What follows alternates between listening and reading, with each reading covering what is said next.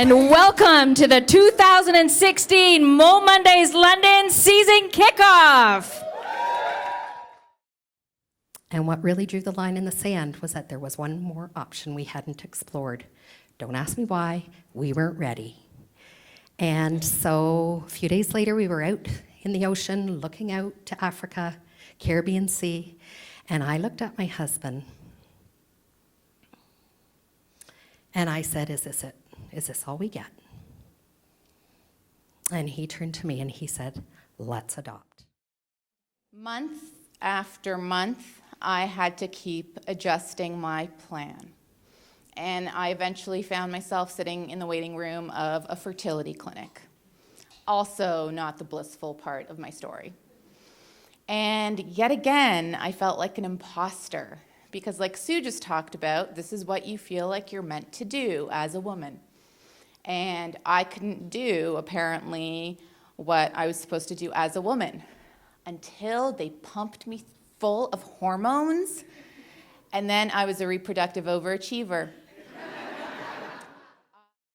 I go, what are you talking about? He goes, everything's perfect. I go, look at my wife. She's in shock. And he goes, no, but it's perfect. And I said, listen, you got to let me say something. I'm standing here in front of 300 people and my wife. I got to say something. He goes, no, sometimes words aren't needed. I said, come on, give me something. He says, okay, I'll let you say 3 words. That's it. And I said, okay. So he turns off the tears. I get my strength back. I look at my wife, and I said, I love you. And there's a naked 4-year-old boy who'd just done his business in the toilet. And I'm naked. And how many of you know identical twins? Yeah? Okay. So I was convinced that their mother had shaved their heads right before sending them to us so that I couldn't tell who was who. So I used to memorize what they were wearing each morning so I knew who was who. Well, he had no clothes on, so I didn't know who he was.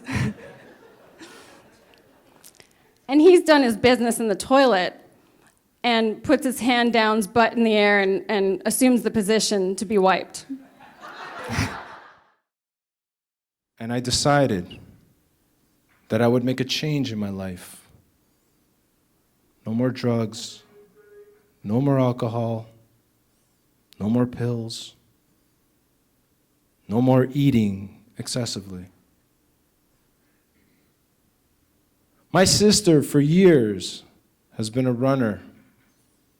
And she kept telling me, Frank, come do a race with me. Come run a 5K. Come run a 10K. And I said to my sister, are you crazy? I can't run from here to the end of the room without me panting like a dog. And I went out and bought a drum set, and by grade 10 or 11, I was being recruited by bands, and I was playing. By the time I graduated high school, I didn't go to my ceremony, so I'm assuming my diploma is somewhere. But I had packed up my drum set, my best denim and leather outfits, and because it was the 80s, and I had moved into what could affectionately be called a shithole, 2-bedroom apartment with 4 long-haired metalheads, and it was my shithole, and I loved that place. We actually call it the House of Doom, but that's a whole other Mo story. Thank you very much. And everyone, give a final big shout out to our speakers for tonight's show.